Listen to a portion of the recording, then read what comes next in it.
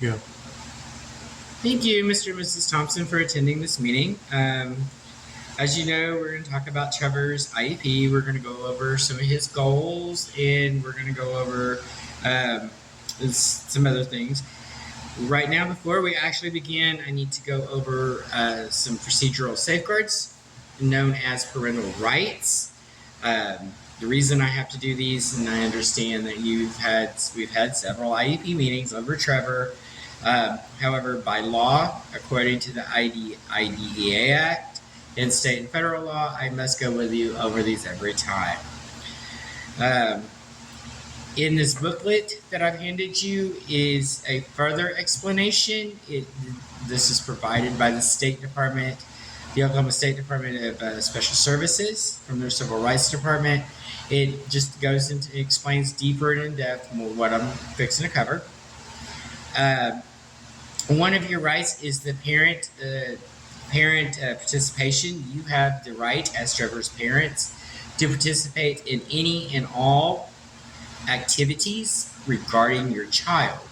Whether this is a simple IEP meeting, as what we're about to hold, testing, if any more testing recommendations need to be done, you have the right to participate in those. Field trips, academic work, if you have any questions about his IEPs, meeting his goals, those are your rights. You also have the right to access his educational records at any time you see fit. So, for example, let's say within a month you don't remember and you can't find your copy of the IEP that we're about to go over. You can call me up and request that, hey, I need to go over Trevor's records again. I've misplaced, and you can more than what we'll set up a time, and you have that right to come in and do that. Everything that is said here in this meeting, everything that we discussed regarding Trevor's educational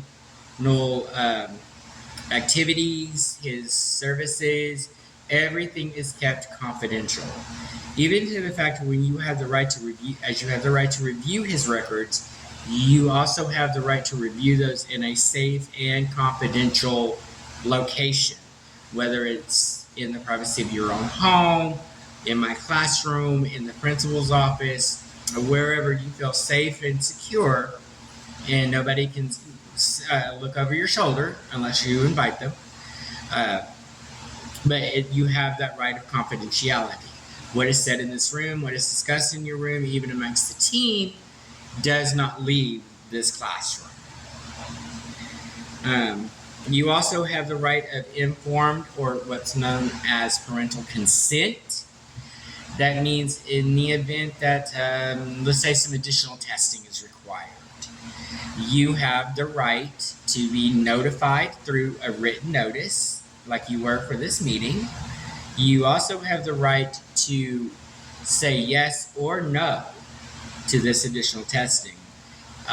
If you do not feel that this testing is applicable or we don't need to do it, then you have the right to deny the testing, or you have the right to say, yes, go ahead, I think we should see what the results of this test are, whatever that case may be.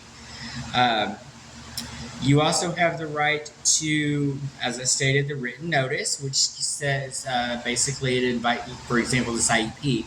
I issued you a written notice that said, okay, we would like to meet to discuss Trevor's annual goals and review his IEP on today's date at this time. That written notice applies to, again, any kind of testing, any kind of changes that we may need to make. Your right, one of your rights is to be provided with that written notice.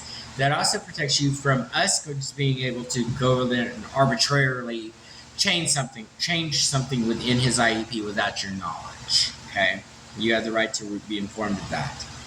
You also have the right to have everything explained to you in understandable language. That means,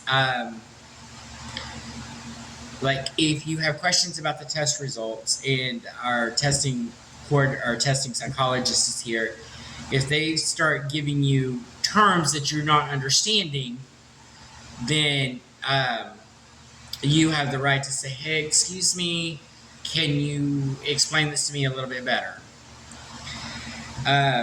You also have the right to take these test results and Trevor and have them independently evaluated through an outside source. Um, for example, you could take him to your to another child psychologist and have them perform, say, an IQ test. Um, that is absolutely your right. You also have the right to what is called stay put rights. Basically, what that means is you are demanding that everything stay in place. His educational setting, his services, his goals, his um, testing.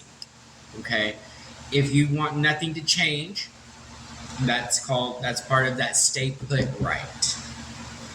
Lastly, you have the option to dispute anything that we discuss here. And that can be from an informal dispute of saying, can we change this or can we try that? Okay, for example, as we discuss some of his goals, you have the right to dispute the goal that we set forth through the data collection. If you disagree with a setting or a placement, you have the right to a due process hearing. If you do, you also have the right to lodge a complaint with either the district office of special education here in Tulsa, or even with the State Department of Education Office of Special Services, more specifically the Civil Rights Division, or even the U.S. Department of Education Office of Civil Rights.